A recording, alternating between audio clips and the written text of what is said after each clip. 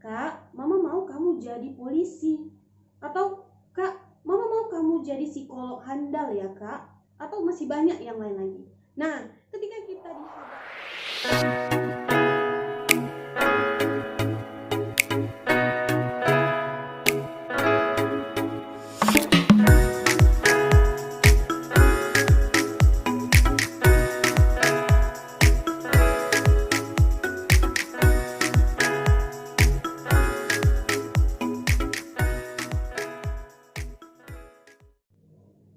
Assalamualaikum warahmatullahi wabarakatuh. Ketemu lagi bersama saya Yuti Afriani dalam channel edukasi yang menginspirasi banyak orang.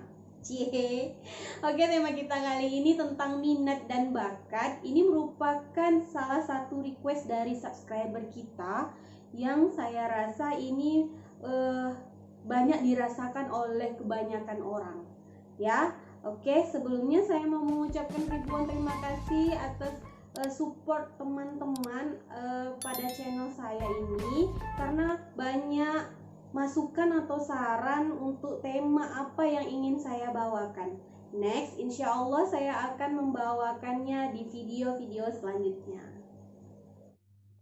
Oke, minat dan bakat. Jadi sebenarnya apa sih yang menjadi dilema ketika kita berbicara tentang minat dan bakat ini? Kebingungan dalam memilih jurusan, atau faktor orang tua? Maybe yes, maybe no. Selain itu, kita juga sering bertanya-tanya, apa sih sebenarnya minat kita? Apa sih sebenarnya bakat kita? Atau apa sih keahlian kita untuk mendapatkan suatu pekerjaan yang tepat? Namun, memang tidak semua orang mendapatkan kesulitan ketika untuk melakukan sesuatu itu, sehingga mereka fokus untuk mengejar impiannya. Nah, ketika berbicara tentang orang tua, tidak sedikit orang tua itu yang mengatakan, "Nak, Mama mau kamu jadi dokter ya. Kak, Mama mau kamu jadi polisi." Atau, "Kak, Mama mau kamu jadi psikolog handal ya, Kak." Atau masih banyak yang lain lagi. Nah, ketika kita dihadapkan pada kondisi seperti itu, apa yang harus Anda lakukan? Apakah Anda harus mendengar pendapat orang tua Anda, atau kalian harus mengikuti minat dan bakat yang kalian punya? Bingung kan? Oke, minat itu sebagai pintu terbesar untuk menstimulasi perkembangan anak. Jadi melalui beberapa hal yang disukai, anak itu mengerjakan sesuatunya dengan senang dan dalam jangka waktu yang lama. Jadi metode belajar yang digunakan oleh anak itu juga mengikuti minatnya sebagai pintu masuknya tadi, sehingga kualitas dan hasil belajar anak itu menjadi sangat luar biasa karena anak itu belajar mengikuti minatnya karena dia suka melakukan kegiatan tersebut. Nah, bagi teman-teman atau ayah bunda, mulai sekarang kita harus bisa membedakan mana minat dan mana bakat. Oke. Menurut psikolog pendidikan Elizabeth Harlock, dia mengatakan bahwa minat itu merupakan sumber potensi atau sumber motivasi yang mendorong seseorang untuk melakukan sesuatu ketika mereka bebas memilih. Nah, beda nih dengan bakat atau talent. Bakat atau talent itu merupakan sumber motivasi atau sumber seseorang itu memiliki bakat pada sejak lahir. Jadi setiap orang itu mempunyai potensi, bakat itu ada sejak lahir dan perlu diasah. Nah, ingat ya, mau hebat atau tidak, bakat itu bisa tumbuh dan bisa tumbuh jika dia selalu diasah. Oke, nih ketika kalian kebingungan untuk memilih jurusan kalian harus mengikuti minat atau bakat. Nih, menurut Sarlito Wiranto dalam buku Psikologi Remaja, beliau mengatakan ketika minat dan bakat kita itu berbeda, maka pilihlah minat. Karena bakat itu kan masih bisa diasah. Sedangkan untuk menumbuhkan minat itu akan jauh lebih sulit.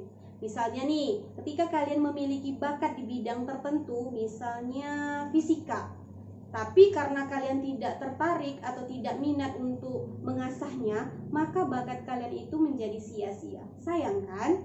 Nih, ketika kalian pernah tidak diberikan suatu tugas yang harus dan seharusnya itu kalian bisa selesaikan, namun kalian tidak tertarik dengan topik pembahasannya atau dengan pekerjaan yang diberikan, maka kalian tidak akan mengerjakannya dan cenderung malas-malasan. Nah, perasaan jenuh dan malas-malasan ini akan sering muncul ketika kalian mengambil jurusan yang tidak sesuai dengan minat kalian nantinya. Benar kan? Oleh karena itu, sebelum menentukan minat dan bakat kita harus mengintrospeksi diri kita tentang apa yang kita minati. Pertama, perbanyaklah wawasan tentang apa yang kalian minati. Tujuannya untuk menambah wawasan pada sesuatu bidang yang kita sukai tadi. Misalnya pada fisika tadi, kalian bisa mengikuti lomba-lomba yang diadakan oleh sekolah, ataupun kalian bisa mengikuti belajar tambahan yang diadakan di sekolah maupun di luar sekolah.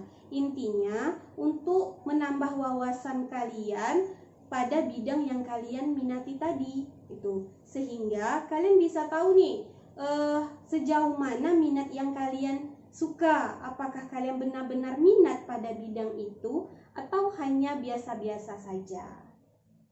Nah, yang kedua, ketika kalian mencari jurusan, itu harus realistis dengan kemampuan yang kalian punya.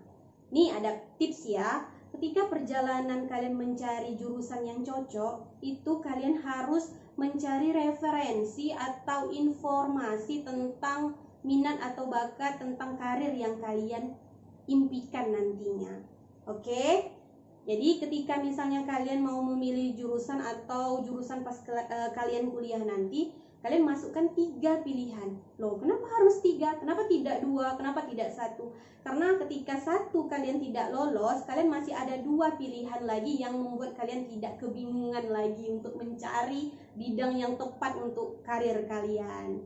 Oke? Kemudian ingat, kalian harus fokus dengan diri kalian, tidak perlu mengikuti kata teman atau tentang apa jurusan yang kalian ambil. Misalnya, kamu yakin mau mengambil jurusan psikologi? Psikologi lama loh, psikologi itu susah. Atau ketika kalian lulus nanti mau mencari pasangan itu akan sulit. Itu bohong. Karena kalian tidak perlu mendengarkan kalimat-kalimat seperti itu, fokus saja pada diri kalian, serta jangan ikut-ikutan teman seperti yang saya bilang tadi. Karena kesuksesan kalian dengan teman itu pasti berbeda. Ingat ya. Jadi demikian video saya kali ini, semoga bisa bermanfaat bagi banyak orang, bagi teman-teman yang sedang kesulitan atau kebingungan untuk memilih jurusan di SMA atau jurusan pas kuliahnya, dan ayah bunda nih bisa menambah wawasan lagi tentang minat dan bakat yang ayah bunda miliki. Jangan lupa di like, share, dan subscribe ya bunda-bunda, teman-teman, dengan video saya di bawah ini. Jika ada masukan atau saran atau pertanyaan, silahkan kalian tulis di kolom komentar di bawah ini. Assalamualaikum warahmatullahi wabarakatuh.